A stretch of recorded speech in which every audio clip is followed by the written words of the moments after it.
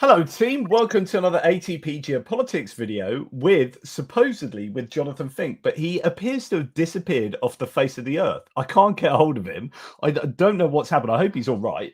But so I was rather panicking, and then because I was expecting Jonathan to give Georgie the link to joining here, but because Jonathan's gone AWOL, Georgie didn't have the link, and I was like, no, I have no guests, and it's not even my thing, it's Jonathan Fink's thing. But anyway, Georgie is weirdly shopping for an anniversary present for his wife that he had to do and had to go somewhere else to find this particular thing at a particular time. So that is why he is presently walking through a shopping center, which is not the most normal of live stream positions to be in, but nonetheless we are absolutely honored to have him. Georgie, it's a long time since I spoke to you. Goodness me, it's probably a year and a half ago. In this war we did have a live stream together. Thank you so much for coming on. Yes, it's my pleasure, Jonathan. I'm sorry for the conditions, but I hope anyone that had a wife or a family can understand that sometimes the requirements of a family outweigh the own comfort. So, yeah, it's a pleasure to be here. We did speak at the kind of the outset from my streaming career, but since then I followed a lot of your work. Like I followed your travels to Ukraine, your reviews, as you appeared on a lot of the other different platforms. However, never actually got to interact again. But then again, I was focusing a lot on what I'm doing rather than interacting with a lot of people. Well, now I'm changing my, what is called career, profession, I don't know, specialty. So because I'm quitting, I'm not sure if you know, but I am quitting my day job. So, and I'm actually focusing on Ukraine full time. So hopefully I will have a little bit more time to appear as a guest on your show, or you will appear as a guest on my show. That would be pleasant as well. That'll be welcome, everyone. Fantastic. Yeah, that's interesting to know that I gave up my normal day job because I had multiple sclerosis, and that meant I had to start working from home. And then I was sort of doing some basic things, trying to do more writing, doing a bit of journalism. And then the war came along, and I became obsessed with the war myself and started reporting on it. And I started doing more and more content. And then in the end, kind of like yourself, like flipped over because it was taking up too much time for me to just justify this as being something else I was doing on the side. And actually, this is what I would like to do. I'm that interested and that obsessed, and also feel it's that important. I feel, and I'd be interested to see what your thoughts on this are. And there'll be Russian trolls that accuse me, I'm sure, of grifting or whatever, of trying to make a living off a war. But I see it like the other way around, which is like I can't see anything in my life that's been as important as what I do now. And in the same way that you wouldn't accuse like CNN of grifting off news, of grifting off going to an earthquake zone and reporting on that. No, that's what they do. We, I think, are just this new era of almost OSINT reporting type thing, or armchair reporting, or whatever you want to call it, but it's a different style. And as long as we maintain our desire for truth and accuracy, which I know that's a really important part of what I do, then I just feel this is so important. Anyway, what are your thoughts? Yeah, we had a lot of these honest conversations with my community, and they know both my opinion and a lot of them are actually completely in agreement with me as well. Being like a journalist, news reporter, whatever, is a legitimate job. Like reporting on things, reporting on information, and calling it as a grift or something, it's a weird statement, because you are literally reporting on certain things, or even commenting, or whatever. It all raises the awareness, right? So the alternative to that, of not doing that, would be saying, okay, well, let's not raise the awareness of Ukraine and what's happening in Ukraine. Well, then we're getting into the situation where Ukraine is actually not getting the thing that all of the Ukrainians are actually almost begging for, which is exposure and more awareness, so more people talk about it. So I think they are the grifters. They are the people, like it's the same people that, tell Ukrainians what Ukrainians should feel like and how they should feel, that they should be more humble in how they are asking for help or something like this. So it's the people that want to talk at Ukrainians in the same way they're talking at you. They're talking about your job. And the second point of this about with regards to the monetary remuneration, then I mean, my position is very clear. You are taking your time out of your life. You are dedicating resource. You're doing work. Every work has the right to be reimbursed. That is nothing wrong with this. This is the capitalist world. We're not living in some kind of socialist communist society where it's like you can work just for the good of it. I mean, if there would be like a country that would, or something else that would just say, okay, we're going to cover all of your bills, we're going to cover all of your needs in life, but you then can just report on Ukraine for essentially charity purposes, that would be great. But we're not living in that world. We're living in a capitalist society. We're representing the capitalist society, democratic capitalist society. And I think it's absolutely normal for people that are doing work, dedicating their resource, human resource, studying things, talking with things, and doing proper job, as I explained in the point number one, and get for that some kind of a remuneration is totally in line with my values, at least. Interesting, really interesting thoughts there. And Georgie, I don't know if you can slightly turn down your microphone. Apparently, it is somewhat louder than me, but I don't know. If that's doable. Jonathan has joined us. I thought he'd been swallowed up by the information chasm that we're trying to fill.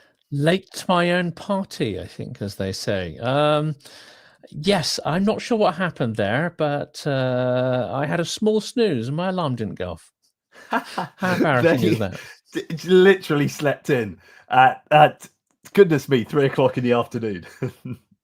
I know. Well, I've done two videos this morning already, and I think the whole week of intense activity has caught up with me. Yeah. Well, what did you catch what Georgie was saying then? What I was saying in terms of like both he and myself and yourself. This is really interesting because you're the same as well, Jonathan. Is that Georgie's just giving up his day job, if you like, to change to doing full-time Ukraine reporting, and you've done that recently as well. Although we all fill slightly different spaces in this information domain, because you're interested in interviewing a different set of people, doing a documentary as well. There are lots of things that you have plans on doing. How do you feel about that conversation about what your role is in this domain, and if someone was to accuse you of grifting? Oh, that's a good point, isn't it? I think I'm partially still sort of finding the space there and experimenting with formats.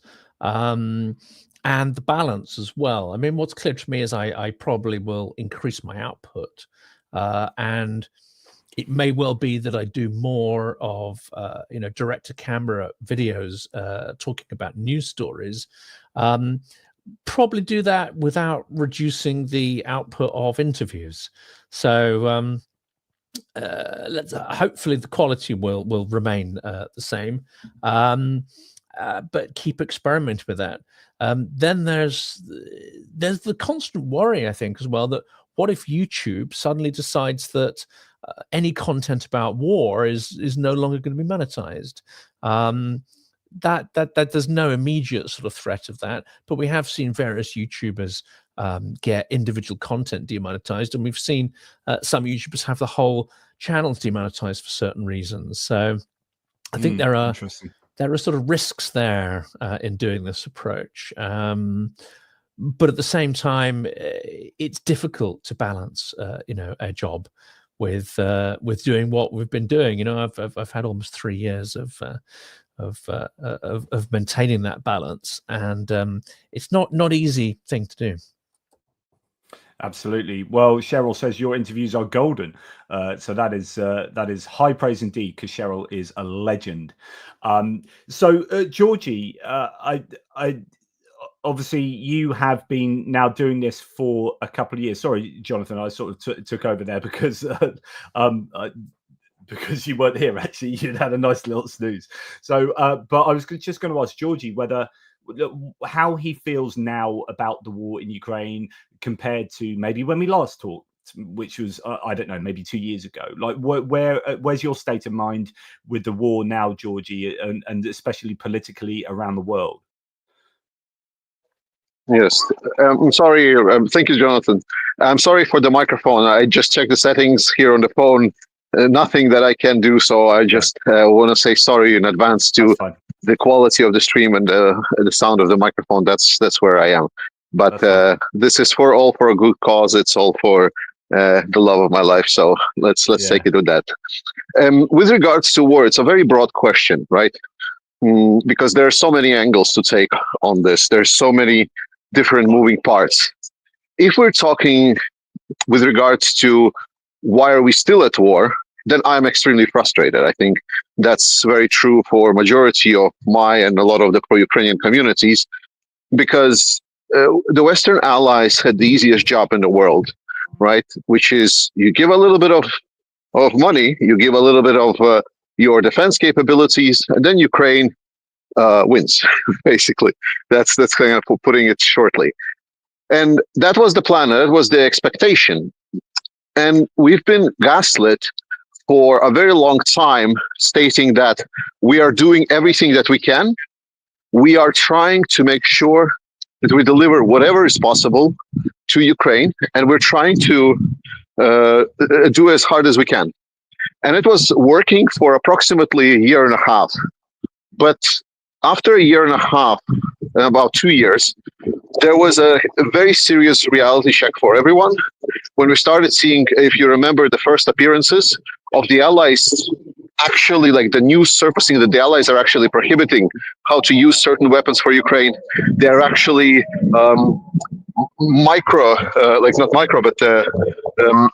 trying to control almost every action, like the targets that Ukraine can strike, targets that Ukraine cannot strike. They're trying to outline how Ukraine should fight and how Ukraine shouldn't fight, and they're also controlling the deliveries. So in that sense, from that aspect, it's an extreme frustration, because the aspect of we're not going to be supplying Ukraine enough weapons so it wins, because we want to manage how this war flows. That is obviously for Ukraine supporters extremely frustrating, because we're just failing on the easiest job in the world for us as a Western allies. And yeah.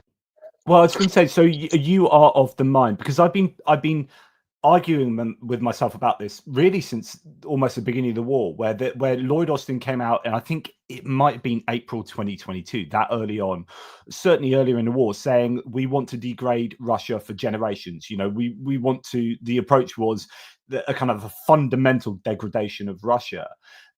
Which leads one to think, well, maybe that slow drip feed of aid has been purposeful in order to do that in a way that a quick war wouldn't be able to achieve. And I sometimes I think that is what they're doing, but then the rest of the time I think no, actually it is just the anti-escalation. They're just worried that too much is not a strategic. Not in that sense. It's not military strategic. It's an escalatory strategic decision that they are drip feeding and slow walking the aid. I don't know what your thoughts were. Pretty much so, because we had an idea that maybe like they have some kind of plan, and I think the one phrase that kind of describes that plan the best is as long as it takes. Right? We've kind of talked about this. Jonathan has talked on his interviews so many times, both with General Ben and a lot of the other guests that have been talking about this. Why are we using this phrase for as long as it takes? It's like, why cannot we just say like Ukraine must win, we must prevail, Ukraine must secure all its borders? No. And as long as it takes, the actual truth of it is that now, even with the coming of Donald Trump and complete readjustments of the cross-Atlantic relationships, we're now looking down the barrel into as long as it takes actually being a completely meaningless statement that doesn't have any binding power. So we basically got sold, every single one of us got sold a Budapest memorandum, so to say. And I'm just not eating it. Yeah, the as long as it takes is suitably vague enough that it sounds good but doesn't bind you to anything, as you say. Like, what is it? this is where lots of people have been clamoring for victory to be mentioned or for Ukraine to prevail, rather than as long as it takes. And so I would broadly agree with that. I was going to say, I've had certain people, a lot of people actually, especially those who aren't really following the war, or those perhaps who buy into more of a leftist or rightist position on things, come out with the phrase, well, of course, they're trying to attrit Russia and using Ukraine as a proxy. But ultimately, the idea is the one that's just expressed, that it's a strategic intent to degrade Russia. I don't think I've seen any evidence of a strategy, really, except the strategy being don't let Russia collapse to the point where it becomes a fragmented, warlord-driven, nuclear-armed, whatever it is, Yugoslavia. I think this idea is very prevalent. I don't believe that would happen. I think the fragmentation of Russia is something that should be aimed for, but that's another thing aside.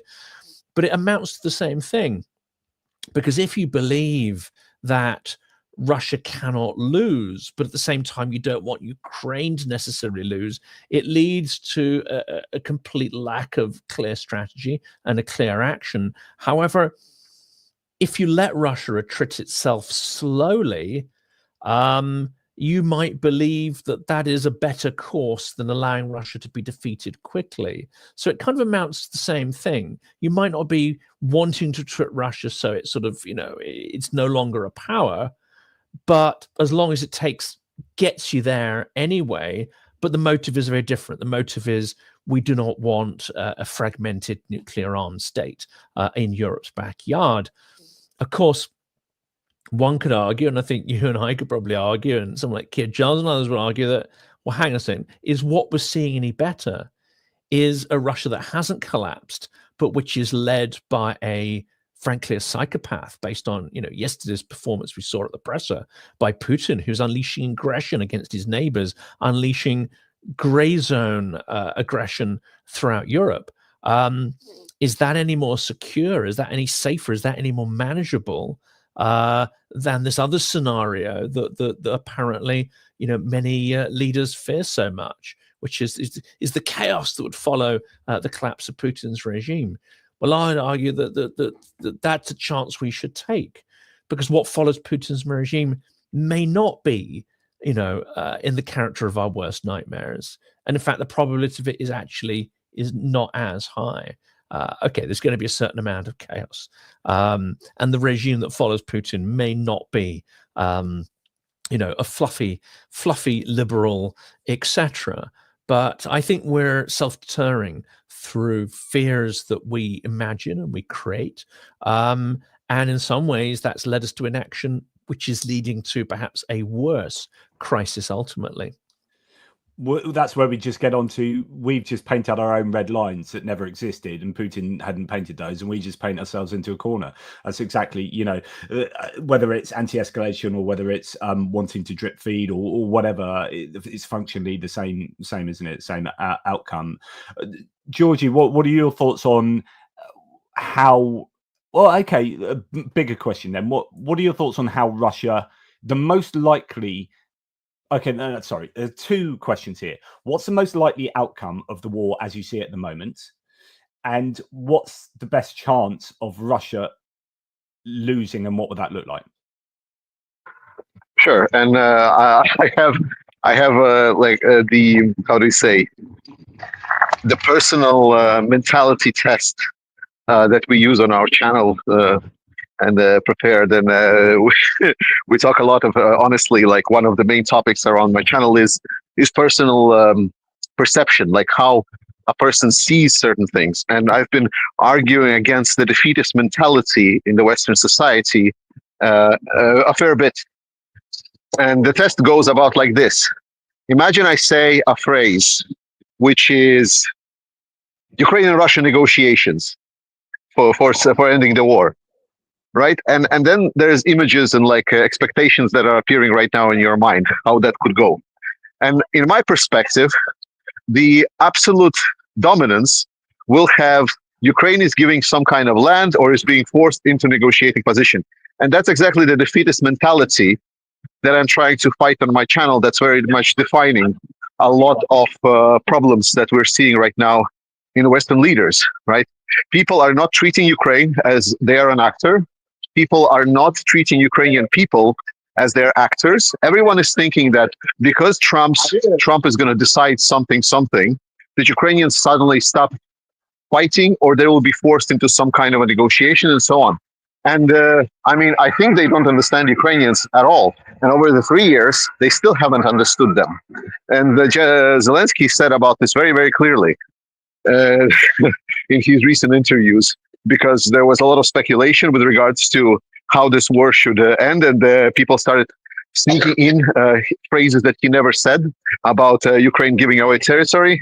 And in some of the interviews, he's been very sharply hitting back at the fact that there can be no forgiveness to Russia.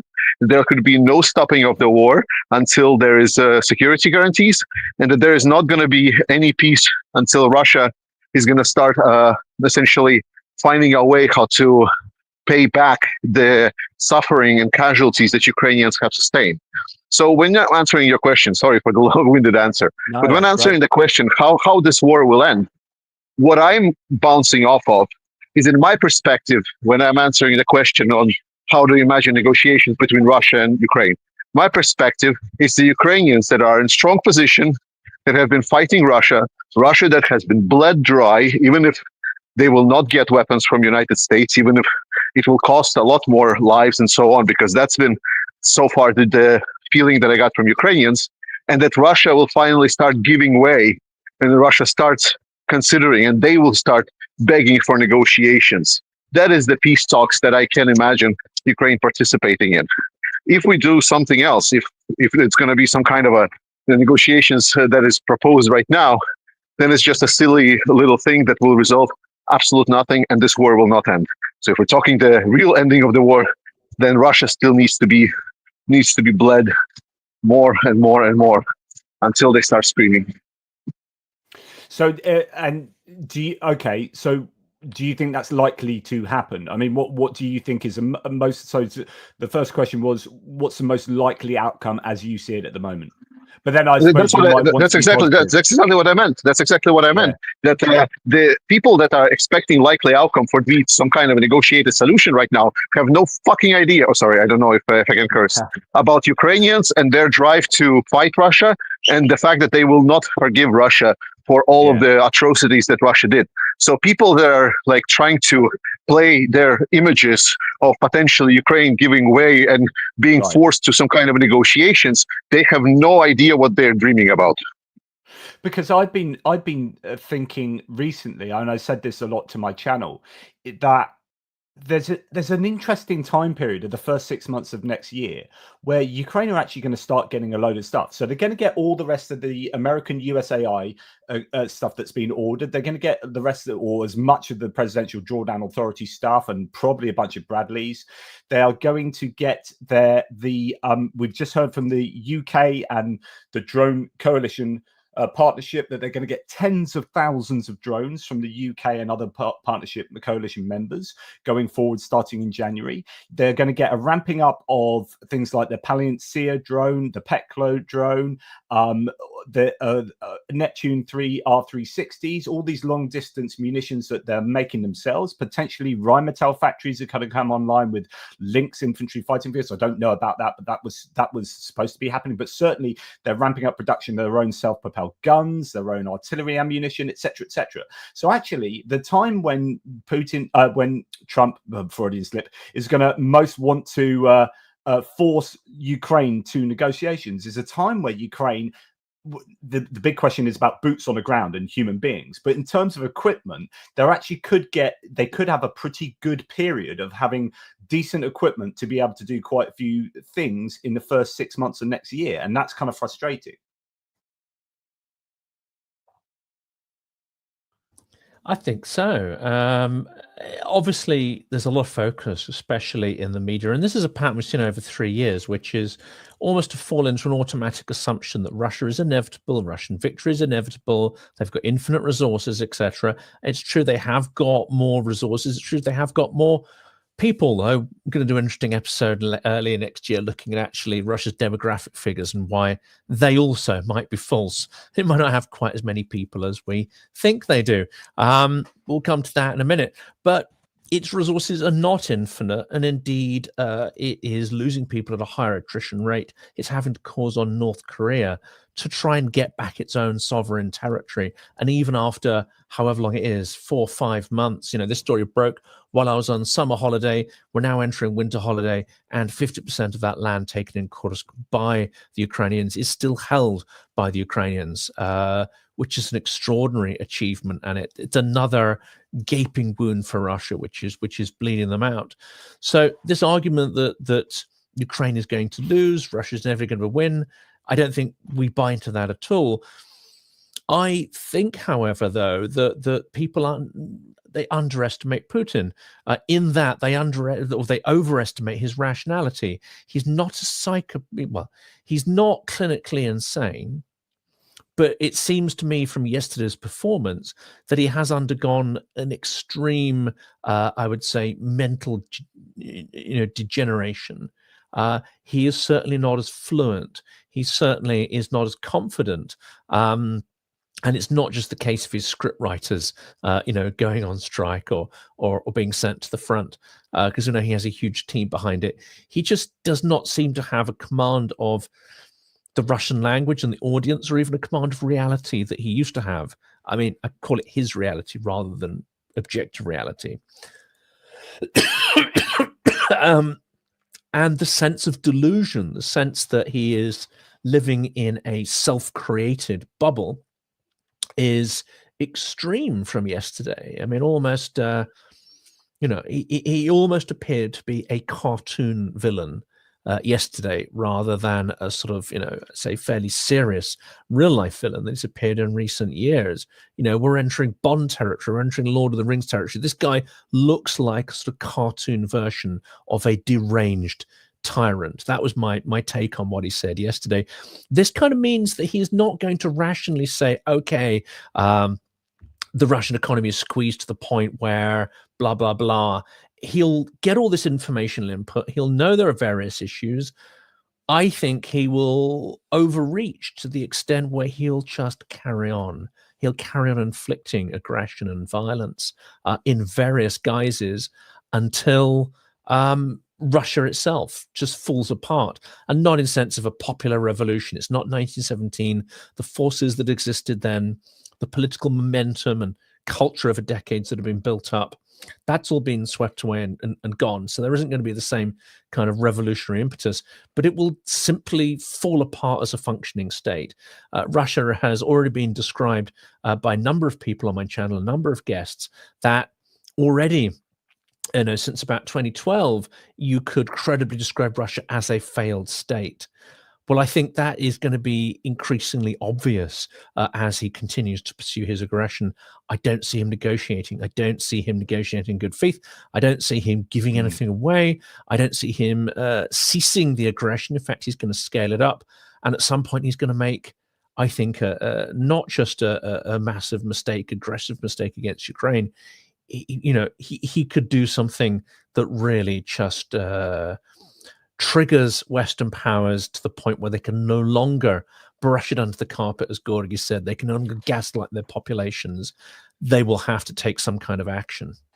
I before we go on to remind people of the campaign, I broadly agree with that, Jonathan. I'd be interested to see what Georgie thinks of North Korea, because you mentioned North Korea, or someone mentioned North Korea just then.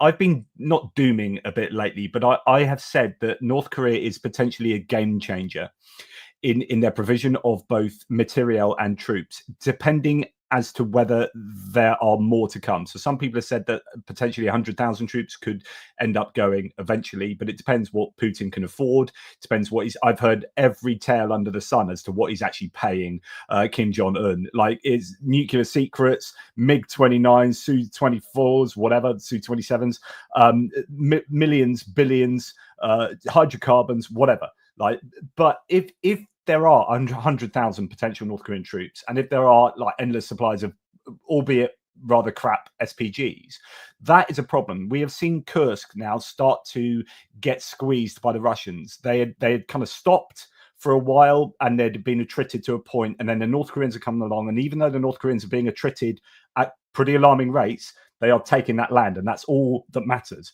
So I think North Korea is more of a challenge than people give them credit for being, and we have not responded to North Korea nearly freaking enough.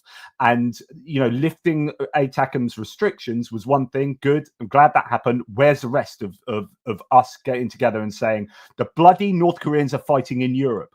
What the frick is going on? Georgie, what are your thoughts? Maybe you should mention campaign before I get into my answer. It's a big one. It's a big answer. Yeah. Okay. Fair enough. Let's do that.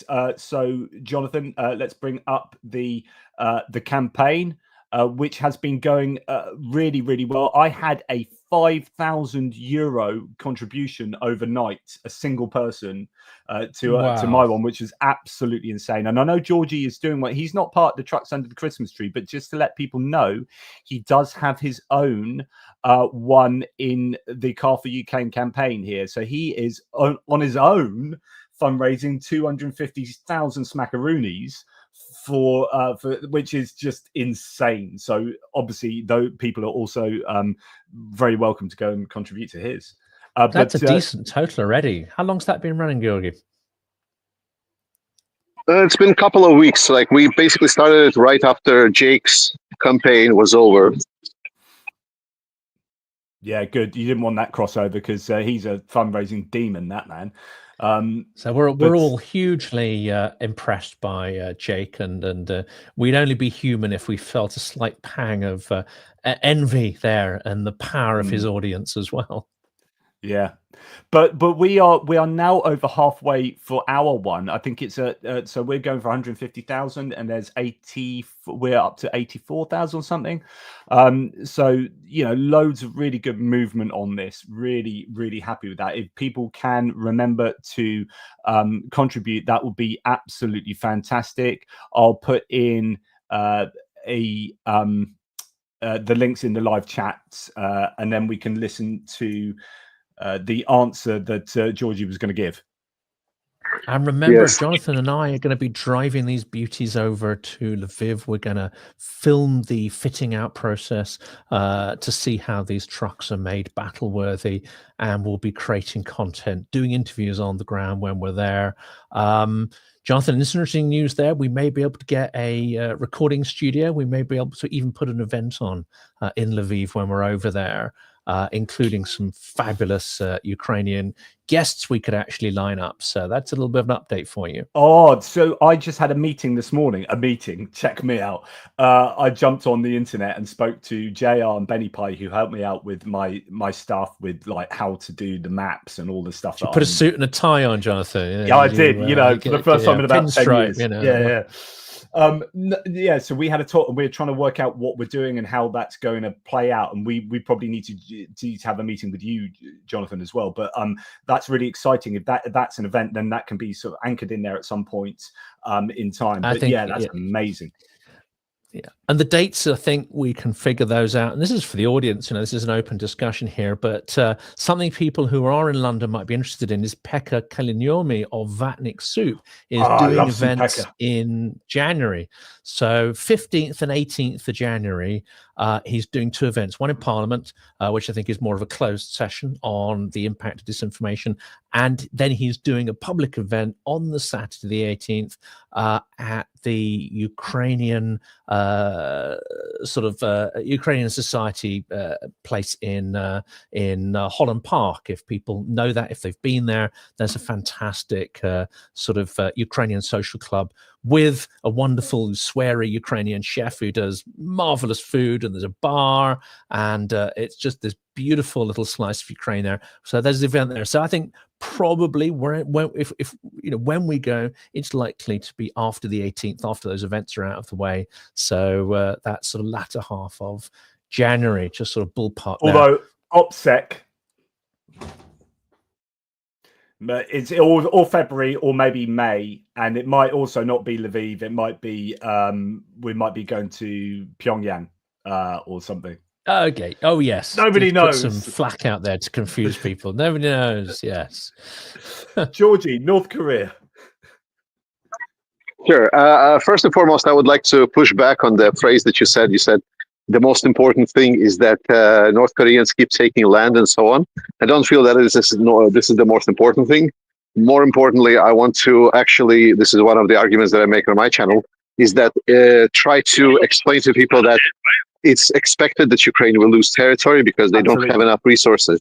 So the fact that Russia is taking some land somewhere is not terrible, like, because in the military, especially aspect, when we're talking about like how much losses they incurred.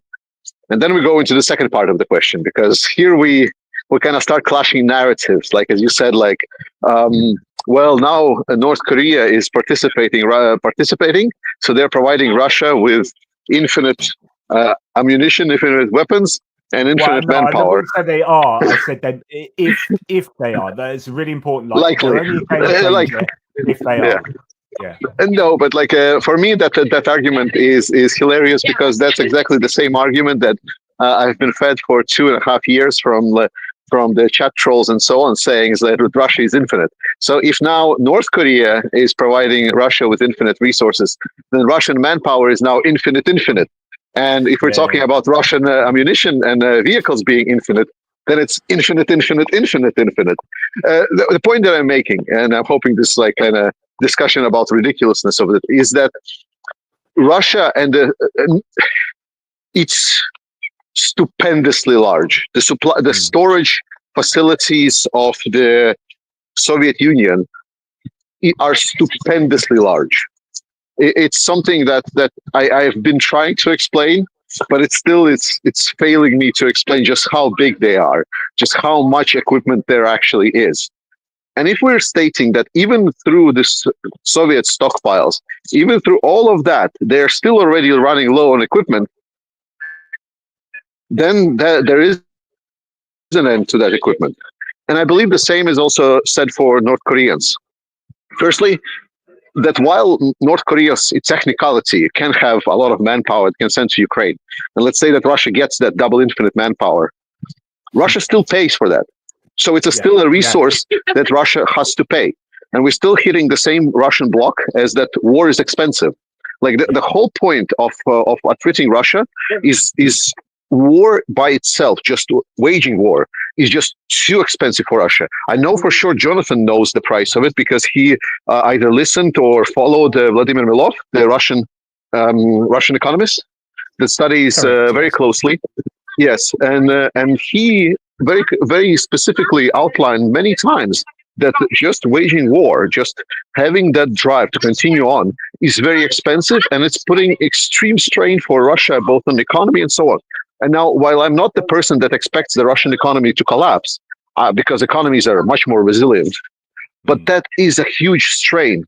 And the fact that already this year, as Vladimir Milov also said, that Russia had very marginal increase to their military budget, because compared to what they wanted to do, they would need to increase that budget many, many times over than what they did.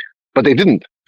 And the next year, it's actually already kind of expected. I'm pretty sure they will review this, but it's expected it's actually going to be even less of an increase, if not the slowdown. The point is, Putin bet a lot for 2025. He put a lot of stops and a lot of resources to put up for 2024, 2025.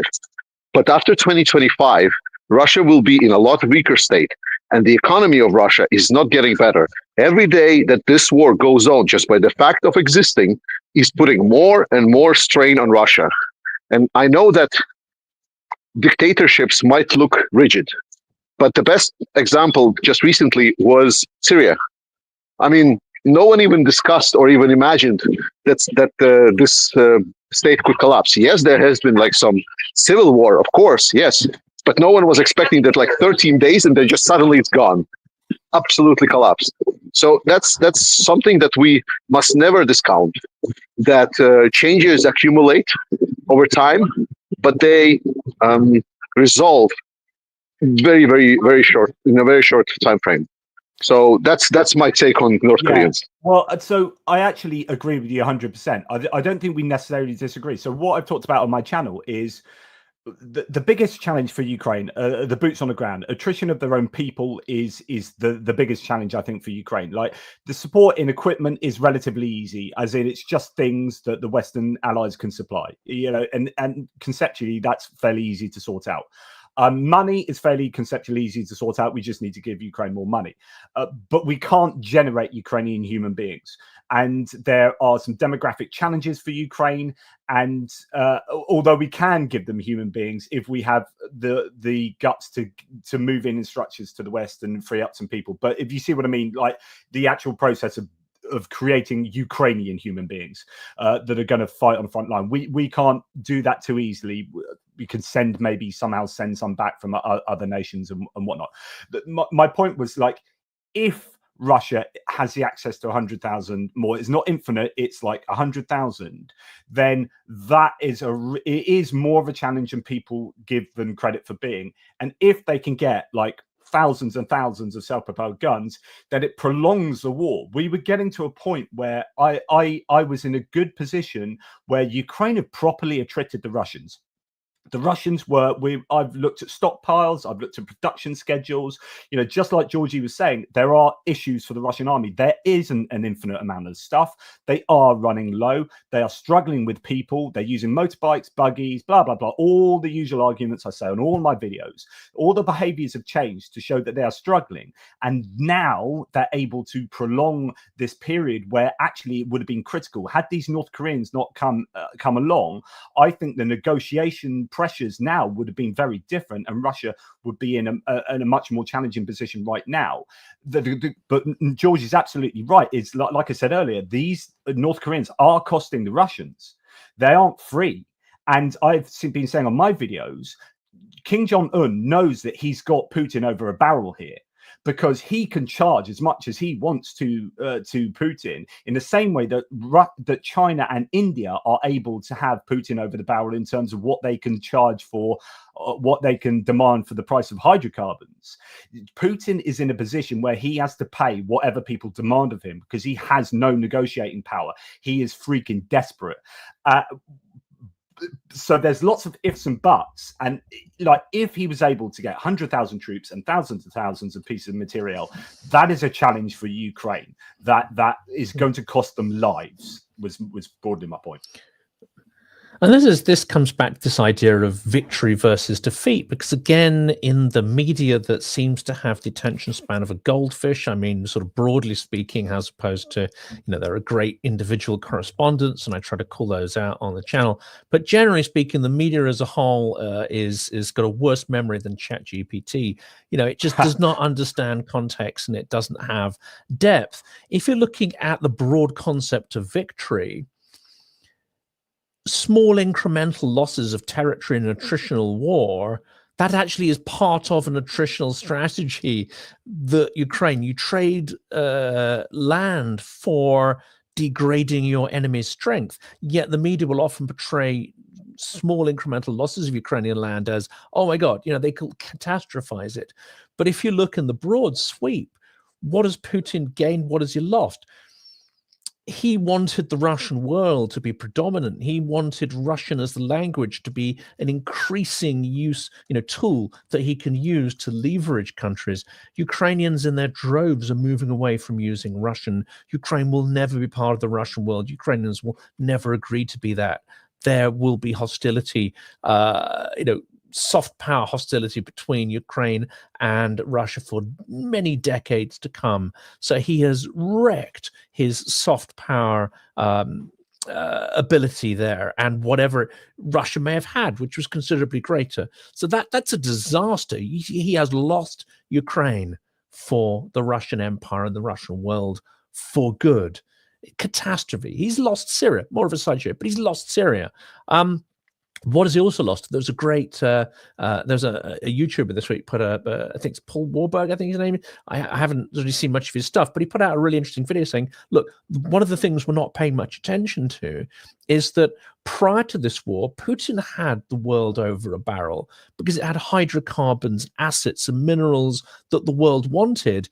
And he had a strong hand in helping to influence price on the global stage for those extracted assets. He's gone to now being over a barrel, exactly as you've said.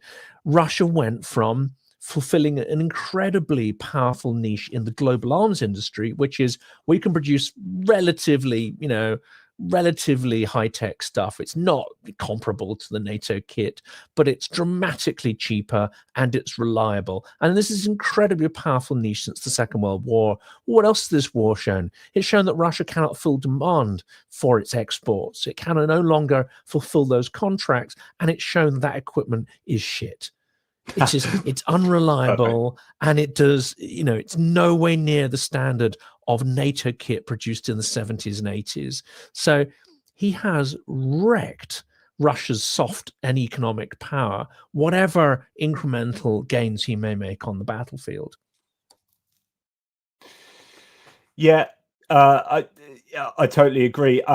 Andrew Perpetua's joined the chat, and he's seen more videos, I think, of the war in Ukraine than anyone I know, certainly personally. He says the thing that Ukrainian commanders do not want to lose, thing is that they do not want to lose ground and do a lot of really bad counterattacks that suffer actually really bad casualties. And this is something that Andrew has seen himself, right? The Ukrainian military puts too much emphasis on punishing leaders for losing ground and not enough, or actually the inverse, praise for limiting casualties. This reminds me of my pyramid of objectives that I've talked about previously, which is the main objective at the top is to get back land, right? Essentially, what is the objective for Ukraine in this war is to have sovereign control of the land from 1991, right? So that's your overall objective, but your sub-objectives might look counter to that. So you might actually say it's okay to lose land because that's what you do in war, as long as you've got your fulfilling these other objectives, which is attriting the enemy and minimizing your own losses. So you have these other, underneath that overall objective, you have these sub-objectives, and even for them, sub-objectives. And some of them look like they're counterproductive to the overall objective. If your overall objective is to take back your land, but one of your sub-objectives is it's okay to lose land, then how does that work? Well, it's actually because we need to attrit them to the point where they collapse, and we need to minimize our own casualties to the point where we can continue this war. And that is how we eventually get back the land. And then you have all these other ones like logistics. There are loads of these sub-objectives that I've thought about previously. But so, like I think both of you were saying, is that losing land isn't necessarily a bad thing if it fits into this overall understanding of how the war goes, and it's coming at a cost to the Russians that means that it's a kind of Pyrrhic victory, if you like, and they end up losing as a result of taking that land. But the question is, well, are the Ukrainians actually doing that? As Andrew says, well, there are bad decisions, and that's the nature of war. Like Second World War, there were some terrible decisions of Allied commanders and generals where we lost incredible amounts of people. Taking back Sicily, we had planes that were crashing into the sea full of paratroopers and stuff. Disasters happen, and there always will be disasters. And I think sometimes we have the expectation that because we feel that the good guys should always win, whenever I watch a film, the good guys win, and therefore we feel like Ukraine should win, right? Okay, and therefore we just think they will win at every conceivable opportunity because we have that kind of bias in our heads. They will make mistakes, and they will make some terrible decisions. We just got to hope that they learn from those mistakes. And this is an interesting thing. Georgijs follows this quite closely, but we had Rick the Ukrainian on the channel earlier this week. And I've also had in various conversations, and this is something I'm going to do an episode on. So this isn't necessarily some extraordinary, national secret, but there certainly is a lot of fear in Ukraine, a lot of criticism that actually, since 2014, actually since independence, you've had what you could broadly call the Maidan mindset, which is those who are more Western leaning, those who are less hierarchical, those who are trying to roll back the Russified elements of society, I would say the Soviet mindset, and moving it to a far more sort of agile, horizontal set of people who who exercise their agency, take responsibility. And we have to be clear, I mean, this fight is still going on in wartime. And you do have commanders who are trained more in the Soviet mindset and are more hierarchical and don't potentially allow ideas to come up through the ranks or criticism of techniques or necessarily the learning from mistakes to come up. And you will have, administrative inertia where some people, as you say, you lose ground. That could be a career-ending thing. So it's not good strategically to try and win back land or retain land at any cost. That goes against these principles of the attritional warfare. You're trying to exhaust Russia, and you'll get your land back at the end of that strategy. Whereas if you just look at it on a micro level, non-strategically, and I think we saw with General Zaluzhny a sort of reasonable understanding of that. I mean, Bakhmut was criticized, but it seemed that in many instances, troops were withdrawn when the point of attrition became higher than it was worth retaining land. That didn't always work. People weren't always, withdrawn in time. But if we fall back into the sort of Soviet bureaucratic mindset, then Ukraine is going to lose. Because if it's two Soviet armies fighting against each other, then the Soviet army with more resources is going to win. So you need a different strategy from that Soviet mindset. So that, I know that's a big debate within Ukraine. It's a big worry, and not all commanders necessarily, make the best decisions. Governance, it's important for people higher up the chain to have a clearer idea of strategy and then make sure that is communicated down through the chain. So it's not perfect, and I think there's much of this debate is sort of rumbling on. I hope on the channel to have some journalists and even some military strategists to come on in the year to talk about some of these issues that will need to be addressed if Ukraine is going to stay in the fight for another 6 to 12 months, which it could easily take that time for the brittleness and fragility of the Russian system to bring it down. Georgie, what are your thoughts? Yeah, I mean, Andrew is completely right. Like, Andrew has been saying that a lot, and there's a lot of issues inside of Ukraine, inside Ukrainian problems. The problem starts arising when it's essentially a couple of guys from UK and Denmark started discussing what Ukraine should and shouldn't do.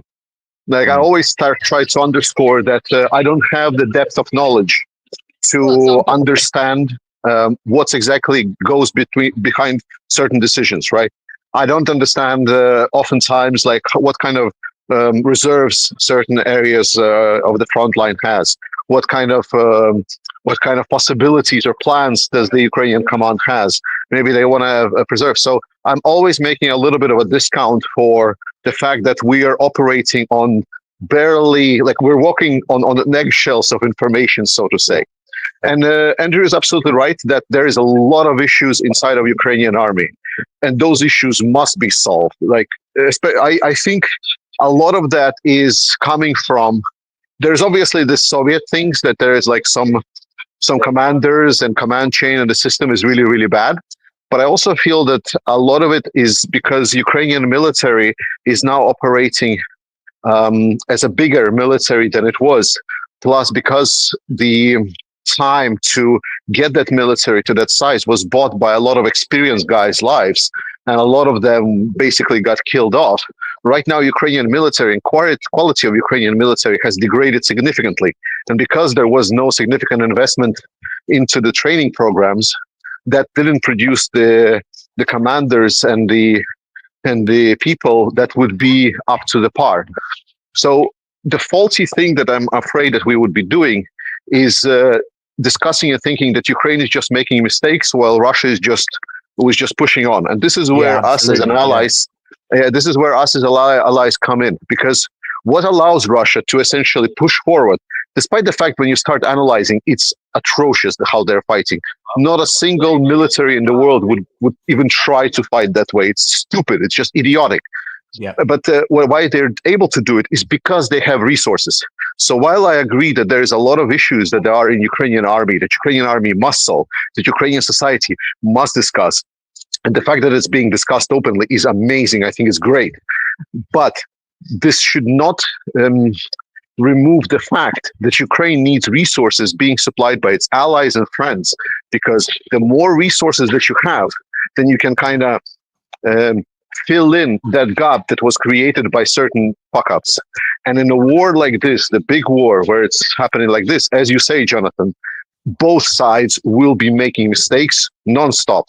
It's more about who can then have the resources and the support needed to fill in for those mistakes. And while I agree that maybe we cannot provide Ukrainians to be the manpower on the front line, that is the question that Ukrainians need to answer. But we can provide, for example, drones that might not require a Ukrainian to go out on the front line, and instead we provide a non-human element. So the help of allies is mandatory, and that's what's going to help Ukraine also figure its shit out. Yeah, so it's a simple thing. Like, whoever's got the deepest pockets wins a war. Like, you know, whoever is...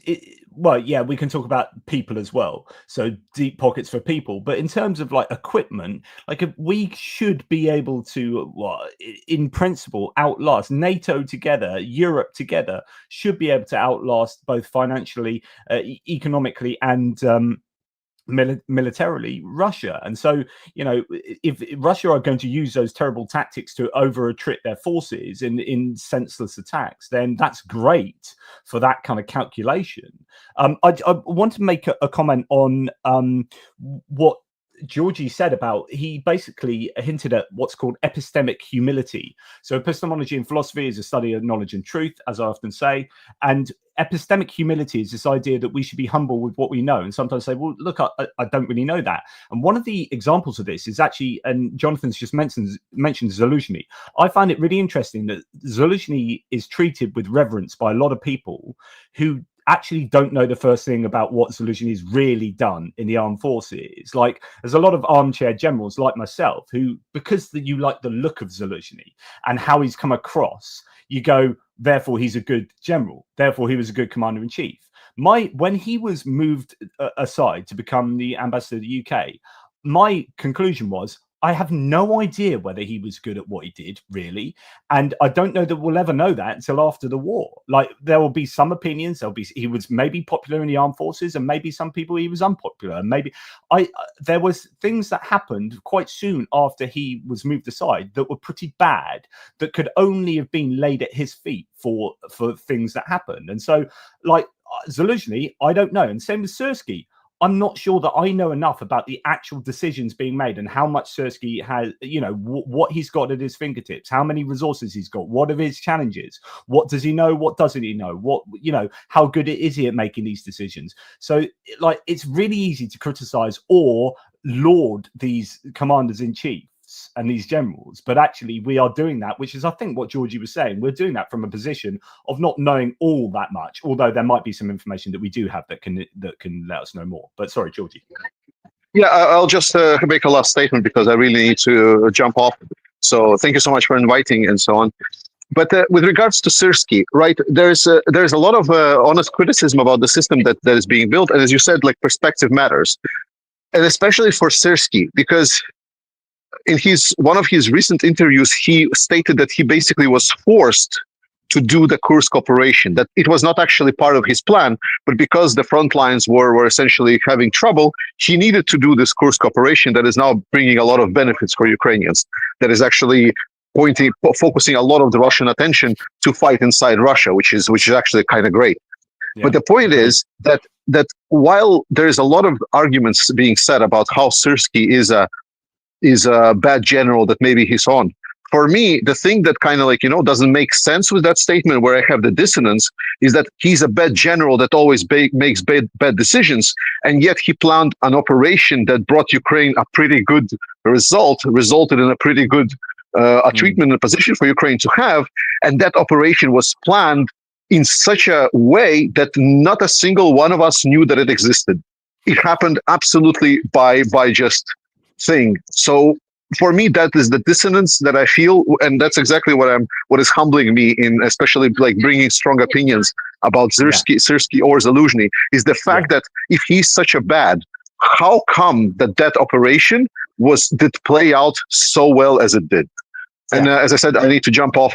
Thank you so much, guys, for inviting me. I will go give my wife a big, big hug from all of you. And thank you so much for everyone that is supporting Ukraine. Please keep supporting Ukraine. Ukraine needs all the support it can get. Absolutely. Happy anniversary. Great to see you, Georgijs. Bye-bye. Take care, mate. Let's do this again. Just in answer to what you said, although even with Kursk, I agree with him. I think it was definitely the right thing to do. But I also think it is there were some bad decisions made about Kursk. There were certain areas where, on a tactical level, they didn't, get up to Glushkovo, and certain areas like that could have been better done. But yeah, just in general, I often think we just don't have enough information to cast the opinions that we often do. So there. It was really nice, as Martin UK says, to go on Georgie's shopping stream with him. So that was nice. We got to walk around somewhere in Denmark. So it was all nice. That was very pleasant with all the Christmas lights and everything, It was lovely. It was lovely. So just to remind people, I guess, again, Jonathan, that we are doing the campaign for these trucks, and the numbers are going up incessantly, which is fantastic. Really appreciate your support. If we can get some more of that, that would be absolutely amazing. Anything to add on that front, Jonathan? No, I mean, we need to get to the truck. I mean, I personally need to get an entirety of a truck, because you can't drive, 2/3 of a truck anywhere. 3 wheels. Three wheels won't really help. That could be the third they cut off to put the MLRS rockets on the back. So maybe if you just leave that behind, jump home. I'm getting dull boy vibes here of, Robin reliant on the front. I don't think that will really cut the mustard there. 3 wheels, we could do it. Yes, but that's fantastic if we can get that. And I'm really excited by you, because you're going to be bringing a cameraman along. Is that right, Jonathan, on the convoy? Not on this one. All right, okay. No, so that will be another trip. I'll tamper my excitement. February. God, I'm really depressed. No, I will have some decent equipment and a camera with me. Sorry, a little bit of Christmas innuendo there.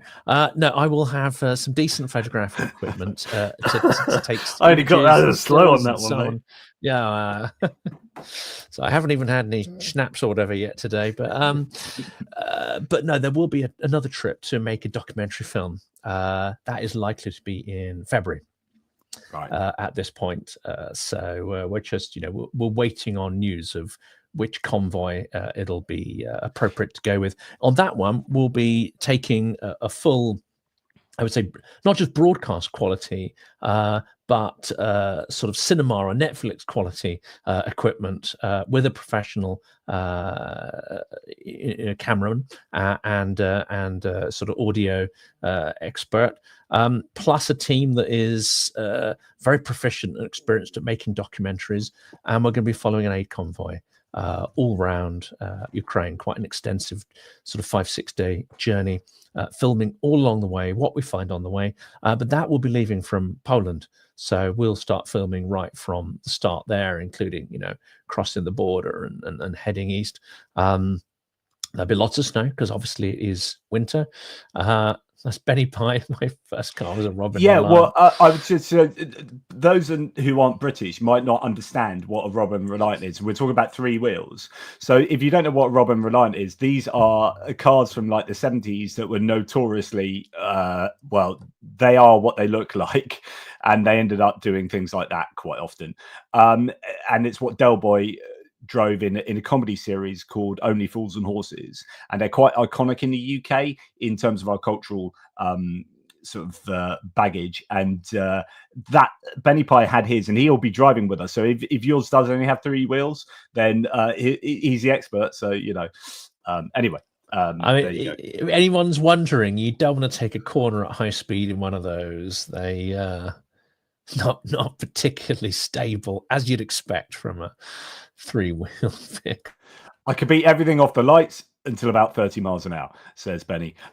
Yes, good stuff. So yeah, that was good to hear from Georgie. Great to see him and have a chat with him and get his views. He's generally fairly upbeat about the situation, it appears to me, in Ukraine. I mean, for me, I've said this right from the beginning of the war. I used to say this phrase all the time: this is a relatively easy war to win. Ukraine just need more stuff. You know, that's how we can help. Ukraine needs to sort out its manpower situation. We can't help so much with that, but we can help with stuff, and we just need to give them more stuff. And I am somewhat, and I was going to hopefully talk about this with George as well, but yeah, I'm quite upbeat about what we're hearing from Europe in light of Trump being potentially an obstacle to continued aid to Ukraine. I'm seeing like the UK have stepped up again. They've given another package in the last 2 days. We've got Denmark's just given another big package yesterday. We've got another one is coming up from Norway that I'm just seeing in the last, literally while we're live.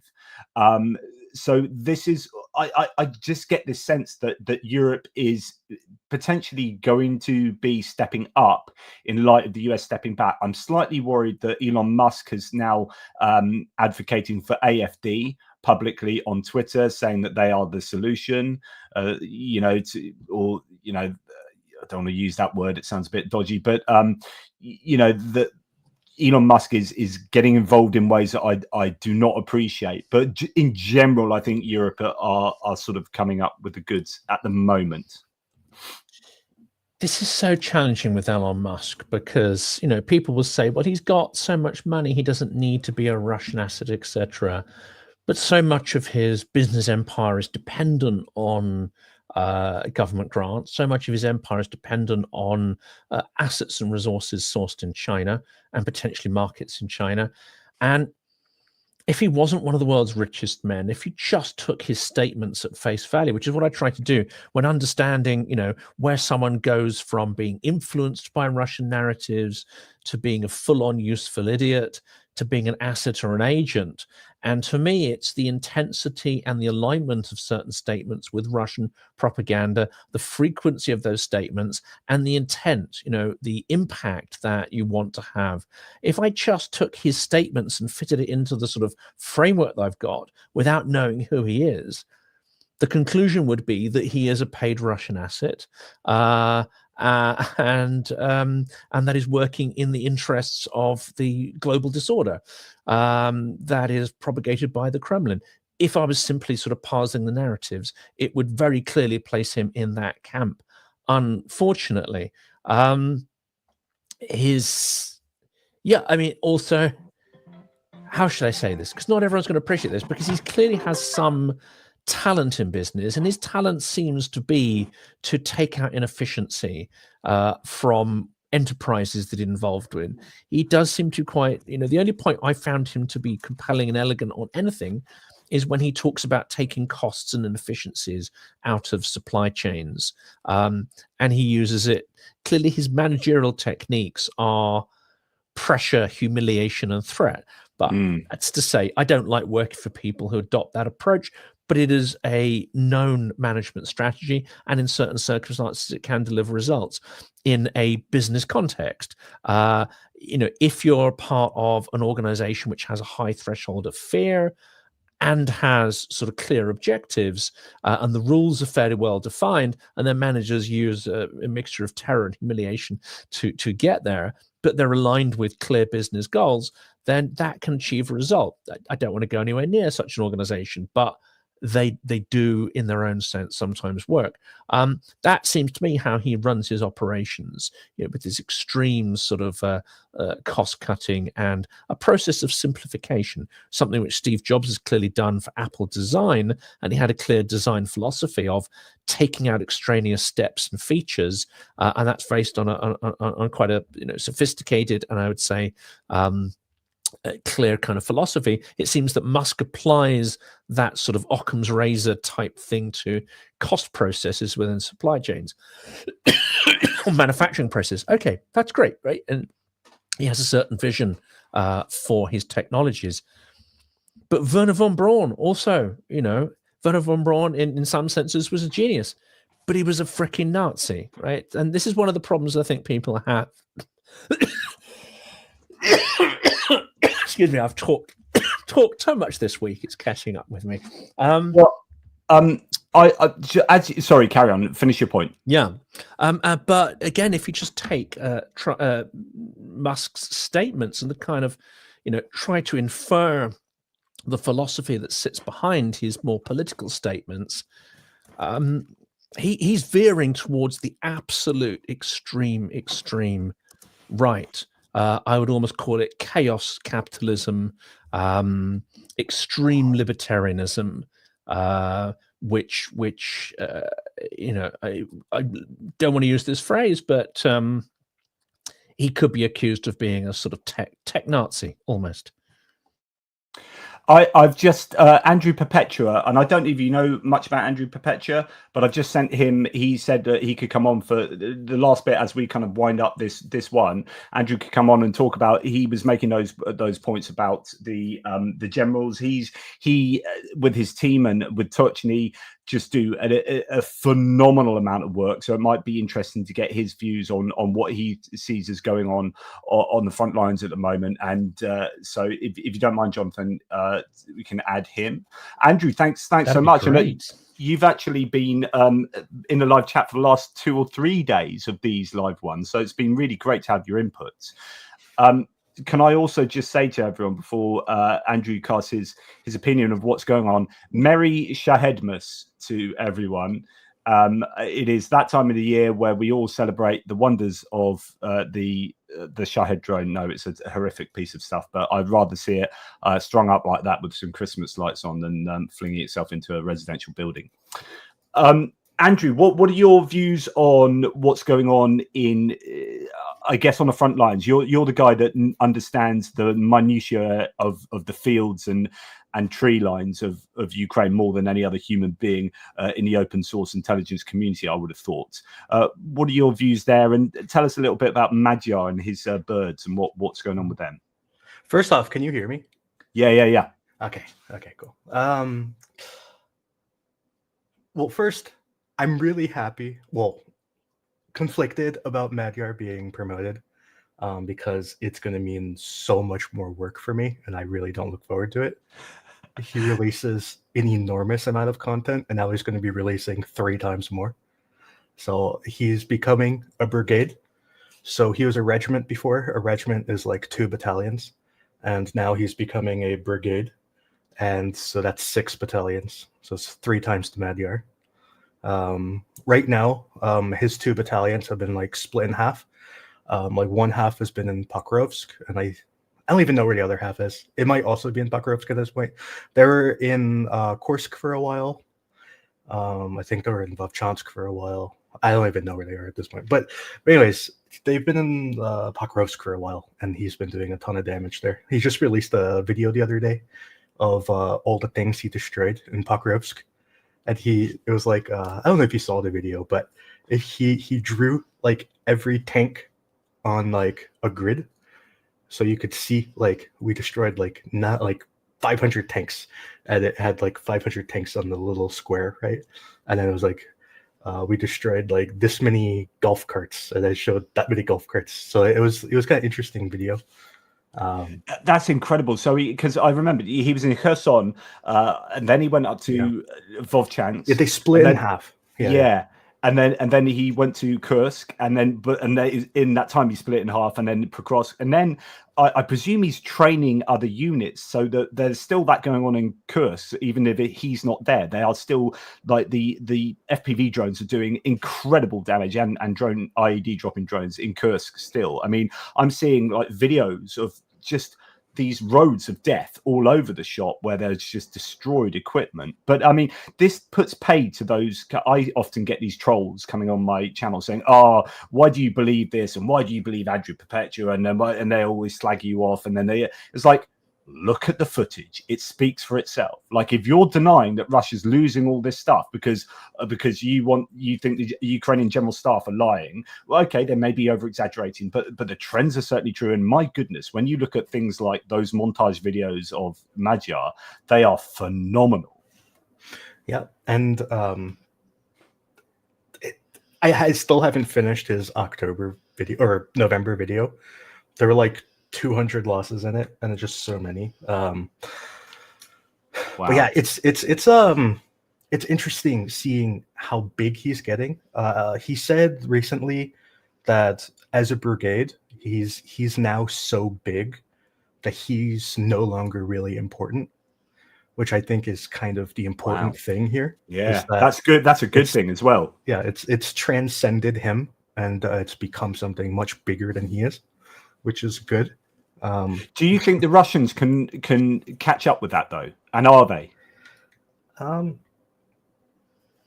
Well, they try. I mean, the main thing that I see from them is not so much the drones. We see the drones because they're easy to see the drones. It's really the electronic warfare that I think that they're more important with.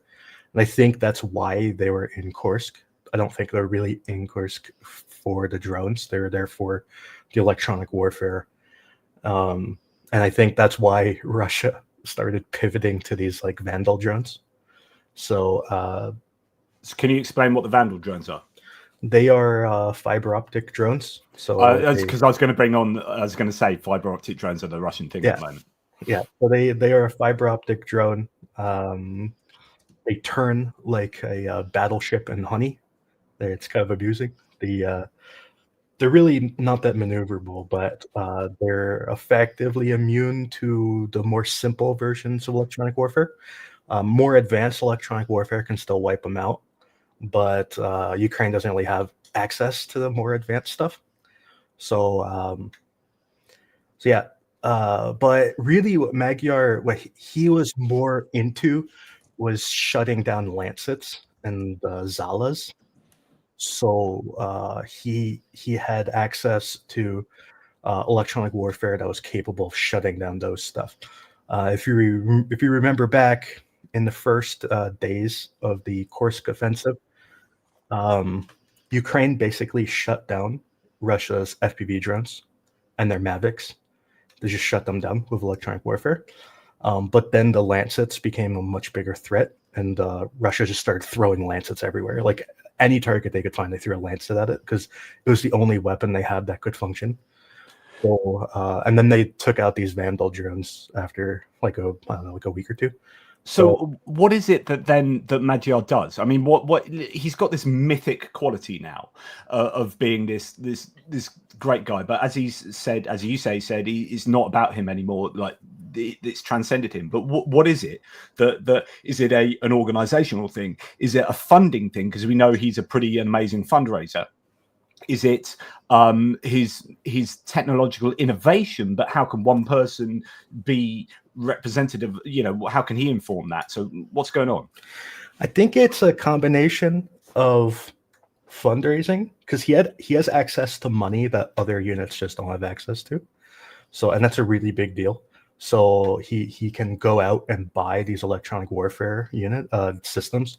Like other brigades bought these systems too. It's just that he could buy more of them and make a more dense like bubble. From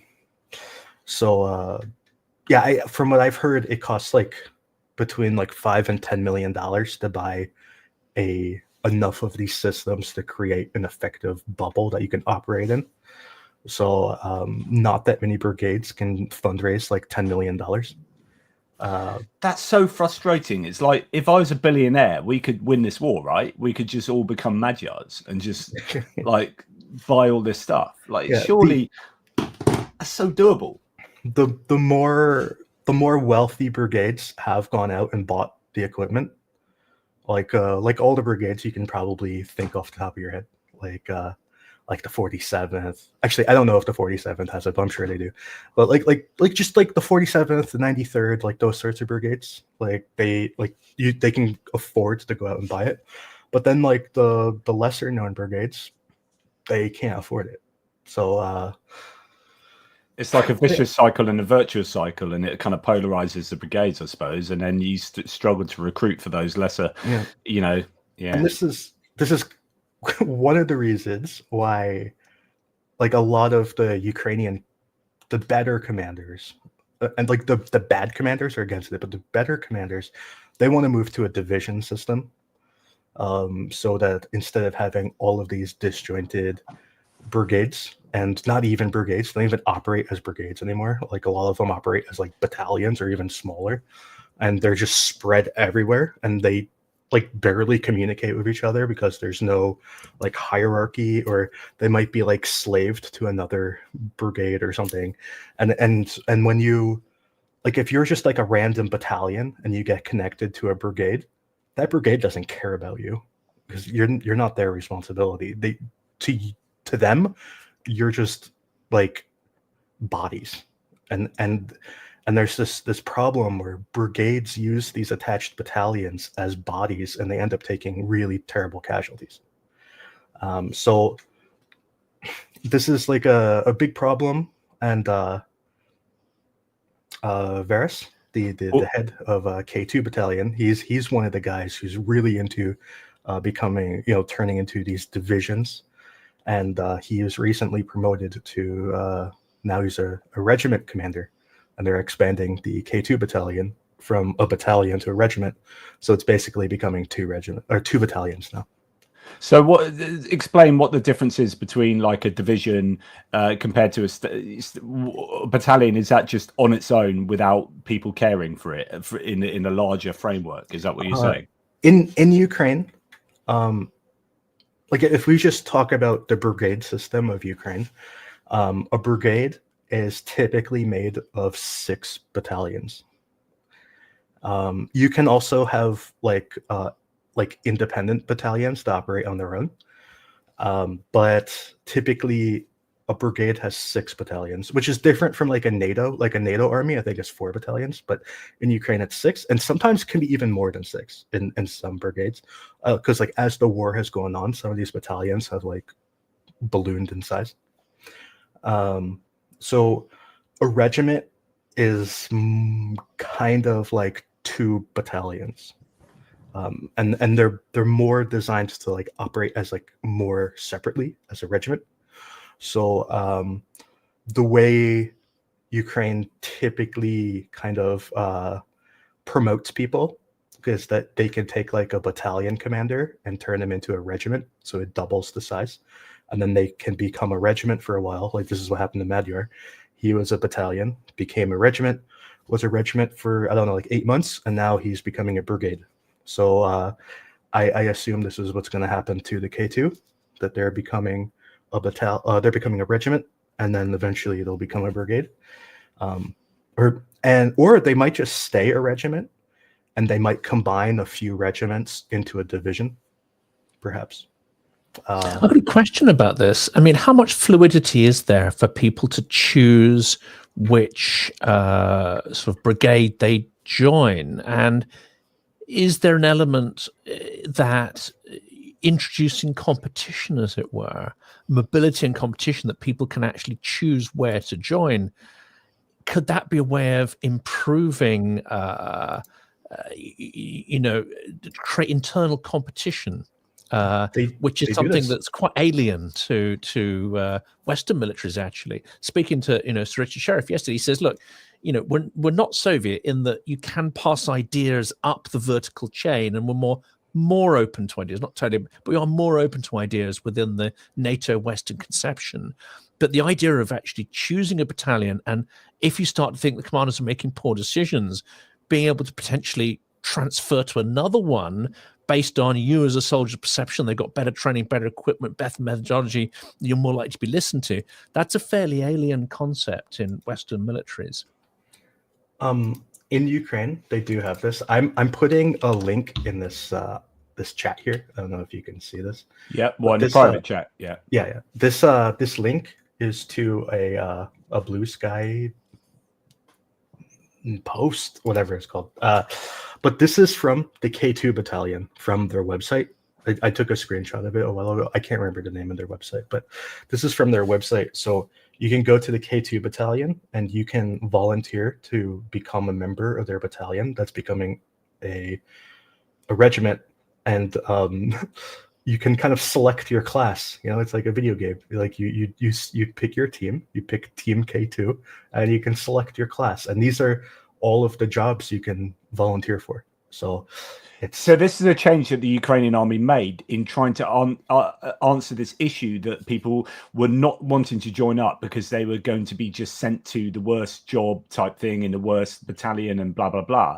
And this gives them, as far as I understand this, Andrew, the idea was that if you get some kind of ownership over your own kind of future in the armed forces and get to do what you kind of want to do more likely, then it's much more likely that you are going to want to volunteer and sign up. Does that sound about right?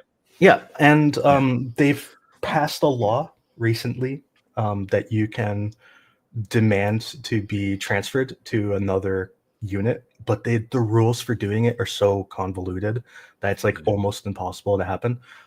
Realistically, you can only be transferred from a rear unit to a forward unit. So you can like volunteer to be in combat, or because of course that kind of makes sense, because otherwise everyone would be like, I'm at the front lines. Can I just transfer to the kitchen unit in the?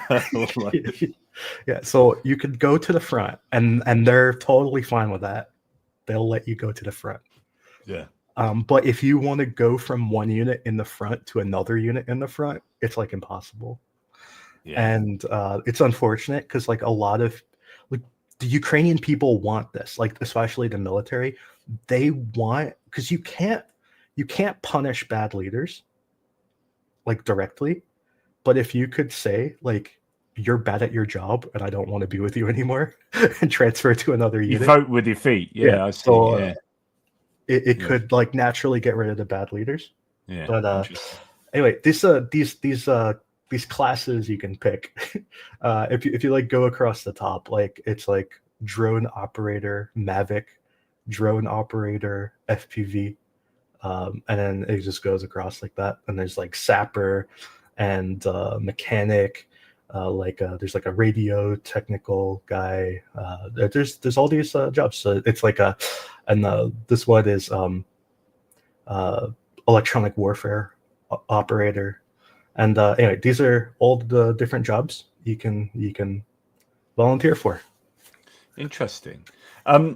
Before we kind of wind up, is there anything, Jonathan? Because we'll have to shoot off in a second. Is there any like questions about Andrew? I don't know how much you know about what Andrew does. A lot of poring over maps. He has his own map that he updates, him and his team. They do a lot of geolocation. So when they look at these destroyed vehicles from videos, they then geolocate them, make sure they haven't double counted them, and they had their own loss lists, etc., etc. And most of my viewers will know what Andrew's loss lists look like because I go through them every day, and it's actually kind of one of the highlights of my day. So when he doesn't do them for days because his workload is so like huge, I'm like, oh no, where are the loss lists? But yeah, so he does an awful lot of this kind of data collection and whatnot. Is there anything that interests you, Jonathan? Yes. Well, Andrew, come on the channel. I'd love to have a sort of in-depth conversation. But also, there's an idea I've been floating amongst a few people on the channel. And because you are so much more in the detail than this and on the ground and have, conversations which I can't have and don't have, it seems that there are many, there's several classes of people. There are people who are, the sort of talking heads without military experience. There are those who are talking heads with military experience but retired. And there's different levels of sort of expertise, different levels of connection with reality and stuff going on. But it seems to me what everyone lacks and what a lot of Western governments lack, and which they're not necessarily getting from Ukrainian administration and bureaucrats, and what Trump's administration definitely lacks is ideas. despite this being an incredibly complex war with so many moving parts, it seems that there isn't a clear articulation of what the priorities are at a given moment, how they're shifting and changing, and a sort of general collating of, okay, here are all the things that need to be fixed in order to achieve victory. I think one of the challenges is something that Ben Hodges highlighted in 2022, which is there is no clear conception of victory on the part of the Western allies, and there's no clear conversation about that. There's no clear political commitments or communications around the idea that Ukraine must be victorious and what that means. So it makes it very difficult to then shape ideas and collate them, because there's a vacuum at there, the strategic vacuum in terms of what we actually want as an outcome of the war. So one of the projects I'm going to be working on privately is creating a list of all the actions that could be taken that may ladder up to victory. We also see in much of the media commentary, they'll say, okay, F-16s, it's not a silver bullet. This isn't silver. That's not a silver bullet. It's so unbelievably annoying and such a bad take, because no one thing is a silver bullet. But having a clear idea of all the different sort of ways in which this could be brought to a successful conclusion seems quite a useful exercise. I'd love to know your thoughts on that. And this could be things the West could do. This could be things that could be done internally in Ukraine to improve decision-making, improve, the marshalling of resources and execution. It could be anything that helps victory. It could be pressure we could apply on the Russian economy. But it seems like it could be a useful exercise to collate all of these ideas together, get experts and certainly people on the ground to feed in of what, rate them, review them, rate them, and actually have, like your daily war lists, have a kind of victory plan. Here are all the things that contribute to victory, and sort of update that and use it as a kind of infographic or something that could be used in activism. So that's a bit of a long-winded kind of statement there, but do you think there's a role or some value in such a project? Yeah, I mean, I personally think about this a lot. So my personal interest, and this is not just in the war, it's just my interest in general, is finding very low-cost solutions to problems. So it's what I've done in my past careers, is trying to save money while also solving problems simultaneously. So there's a lot of really cheap solutions that can go to Ukraine that are just not happening right now. They're massive problems that you could probably solve with $100 million. And like the trucking problem in Ukraine has a huge lack of trucks, especially kind of smaller trucks. Because there's a lot of equipment in Ukraine that's very big, but not very heavy.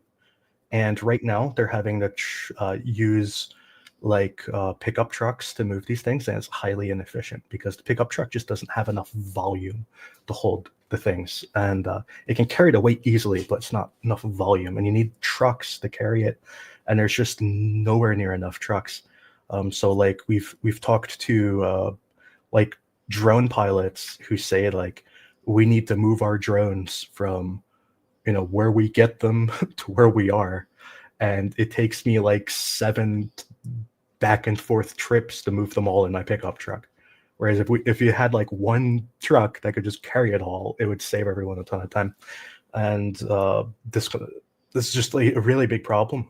And Ukraine is obviously constantly losing trucks too. So not only do they need a ton, but they constantly need more. And it seems like only Germany that have been intent on getting them that. I mean, when I look at the list of stuff that the countries give, Germany has actually come up with the goods by and large in terms of trucks on a relatively consistent basis, and Zetro's trucks and so on and so forth. But other countries, that's a relative. It's just easy.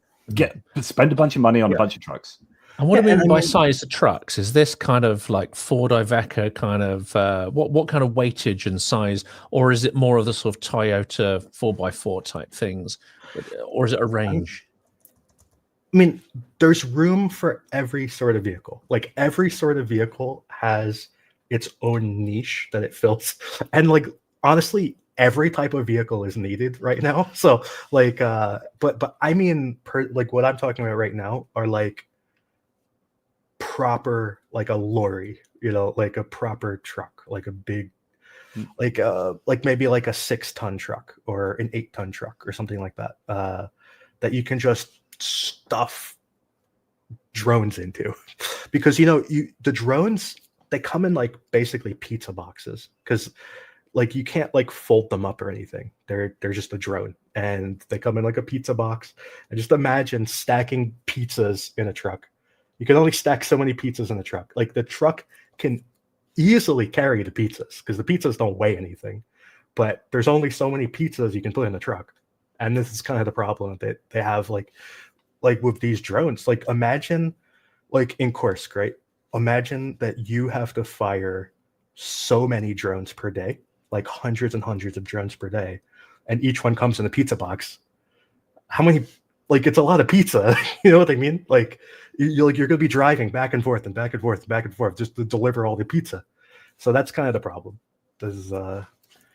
And each journey is a risk. I'm sure each time you're making those journeys, especially close at the front, if you make fewer journeys, you're quantitatively lowering the risk of being hit. Yeah. Or although obviously the hit costs more money.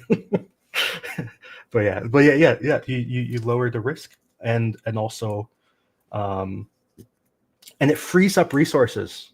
Like if you're using a pickup truck to carry around your pizza boxes, that means someone who could use the pickup truck as a pickup truck can't do that, because your pickup truck is pretending to be like a lorry, so it makes everything less efficient when you're using the wrong tools to solve the problem. Yeah. So, and it's just like one example. There's tons of kind of low cost things, like relatively low cost. Like $100 million in this war is so little money, because we're talking about countries donating tens of billions, or like the EU giving tens of billions, or like the US. It's a problem there. It's a problem there that people high up are thinking about really big ticket items. So when they go into countries, they're saying, well, this is what we need. We need a Patriot, or we need this, or we need F-16s. No one's going, oh, we need like 1,000 Zetros trucks. And it kind of gets lost in the fact that those are the needs right down here. And I don't know, the people up here aren't really thinking in terms of those smaller needs. I don't know. Yeah, I mean, I've tried talking to people. I try to talk them into it. I don't know. We try to come up with plans. We try to say things like, your government wants to have greener trucks, right? You want to buy greener trucks, the better fuel efficiency, maybe electric. I don't know. You want to have green trucks. And you have this giant fleet of trucks right now that are very not green, and you want green trucks. Can we come up with a deal where you buy your green trucks right now and you give us all your old stuff, or something like that? Like, yeah, a bit like the London Transport for London did. Sadiq Khan eventually got convinced into giving the old old vehicles that were part of our scrappage scheme that were going to be ditched because they were not green enough, and actually they ended up going to Ukraine. But yeah, I get that. Yeah. So these are sorts of things, and the same is true for like this engineering equipment that they need. Like they need bulldozers, excavators, things like that, which are kind of in the same vein as needing trucks. Honestly, it would be fantastic if the trucks and the equipment came as a package deal, because then you could put the stuff on the trucks and drive it all in. So it's just things like this, where you get the bigger, like huge bangs for your buck. Like, like buying a $30,000 excavator that can then protect, hundreds of millions of dollars worth of equipment from getting damaged. I don't know why it's. Yeah, I know you and Constantine, who's on your he's always fundraising for excavators, because he knows from the people on the front that they are the things that need mini excavators, mini diggers to help build those trenches. Absolutely, really important. And you bury like a crab in a hole, and then it gets hit by a drone but doesn't take any damage because the drone hit dirt or whatever. Like how many crabs do you have to protect before you pay off how much money you invested? Because these excavators are they're kind of expensive, but they're not actually expensive in the grand scheme of things. You could buy enough excavators for the entire Ukrainian military for like $100 million, probably, maybe That's 150 that's a million. crab. That's a crab he's talking about. It's a self-propelled gun. Yeah. So things like this is like, if you wanted to go out and spend, $200 million, instead of spending 200 million on a bunch of stuff, maybe 200 million on trucks and excavators would be a better way of spending your money, Yeah. Good stuff. Well, look, I'm going to have to shoot in a second, Jonathan and Andrew, but I just also want to put some thanks out to people who have said a few things and contributed. So Sam K, one of yours there, Jonathan, has given you a coffee. Christie's become a member of your channel. Richard Bennett has given some ATP Geopolitics membership to my channel. Thank you very much. BTC Bandit, has been awesome. Thanks, guys. You keep us informed and grounded. That's brilliant. And a really big one here from Goose Princeton. So thank you for this. If Russian collapse and separation into various smaller states is the best outcome, how can the risk of nuclear proliferation or use be mitigated? In 1991, the USSR was somewhat well disposed toward the West. How do you secure nukes in a hostile nation? This is clearly one of the big worries that the US has had and might underwrite some of their behavior. What are you guys' thoughts on that? I think it's going to sound very glib here. I think this is a problem which can sound far more complex when you don't know the outcome than when you do. These states, the assumption then is that it's going to break into smaller states which are automatically hostile to the West in the way the Kremlin is. Well, why would that be the case? If you're going to try and create a functioning state on the territory of what was the Russian Federation, you're going to potentially be more inclined to seek partnerships. You're going to be more inclined to try and create a safe space for trading and building your resources up and various things. You're going to try and perhaps function more like a normal country, because the assumption here is that you're going to get a bunch of mini Putins and mini Kremlins. That is absolutely not necessarily the case. So yes, it's going to be a pain negotiating with people. Yes, it's going to be complicated, but I don't think it's beyond the wit of the Western powers. And if it was to collapse catastrophically, then I think you'll see some degree of alignment between China and the US in the interests of the stability of the global economy, that you cannot have, nuclear chaos in the world. I think you will see a plan emerge to deal with that and negotiate with those smaller states. Look at the pressure that's put on Ukraine to give up its nuclear arsenal. You could see a number of scenarios where that nuclear arsenal is actually broken up and Russia denuclearized following collapse and so on. If some of those weapons were to be tried to make them available to terrorists and so on, that risk already exists now. You've got North Korea, you've got Iran, you've got rogue regimes that already are seeking nuclear technology. So I don't see the risk as necessarily massively increased compared to the risk we're in at the moment. The authoritarian alliance that we have right now is a far greater threat, I think, to future global security. I agree. Just any thoughts on the end of Russia, Andrew? Well, I think there's basically three ways it could go down, and it's impossible for me to predict which would happen. I think in one possibility, the current Russian power would not want their weapons to get out. So the Russian power, probably like the FSB, would protect the weapons. I think that's one possibility.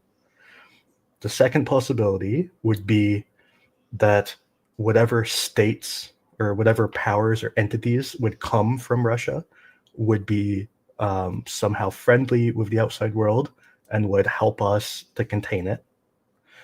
Or three, if there's no power containing the weapons and or the people there are hostile, I think we would directly attack and destroy them. Yeah, because I think there's too much on the line, and when you look back in history and what was done with where was it, over in one of the stands back in the 1990s, and America worked really hard to secure the nuclear warheads. I think from there, it's called something. It's not the Philadelphia experiment, obviously, but it's something like that. I can't remember. Interesting. Julian Roster, still find it amazing why the deployment of North Korean troops in Europe isn't making headlines all over the world. It blows my mind. I mean, it is mentioned, but it should be far more seriously dealt with than we are seeing. And Goose Springsteen then says this, and I'd be interested in, Jonathan, on your opinion here. Like, Peter Mandelson has been made the new British ambassador to the USA. People don't know him. He's called the Prince of Darkness back in his days as a spin doctor for the Tony Blair government. He is an interesting one, Peter Mandelson. He's been made the UK ambassador to USA. He's has some concerning Russian connections. Now, I don't know about this, so I was trying to wonder whether this was a good selection. And I thought it's an interesting one. He could be quite good at extracting from the US what we might want him to. Like, he's a canny operator, right? A lot of people don't like him, and that's possibly the right kind of guy you need in there in the Trump administration, to be honest. So he was director of this. I didn't know this. Systema, a Russian defense technology company, until June 2021, 7 years after Crimea. Now, that would change my opinion. So my opinion was broadly, he's an interesting one. He could be a bit of a left field decision that might work actually in the Trump administration. But I don't know about Russian connections. Jonathan? I don't know enough about that to comment, and we don't want to get our asses sued off. But there have been persistent rumors, just as there were persistent rumors about Boris Johnson's connections. So I don't think it's automatically precludes someone. I mean, Boris Johnson quite clearly has some rather worrying links, but it didn't stop him from actually making a decisive move and providing the in-laws. So yeah, I don't see it as immediately precluding. He certainly has always struck me as someone who is an extreme networker, someone who's able to really, work the network and schmooze. If you're going to be uncharitable, you could say almost on the sort of extremely unctuous and sleazy end of things. But he's clearly a good communicator, and actually to deal with Mar-a-Lago, which is it's like a sort of medieval court. We know that the style of Trump is Hitlerian in some ways, which is to get all your minions fighting amongst each other, to promote some and not others, or give the same job to more than one person. I mean, you've got the sort of the chaos management, which is beloved of tyrants, and the court of King Trump clearly fits in that kind of pattern. I expect that someone like Mandelstam is quite well suited to operating within that sort of informal sort of network.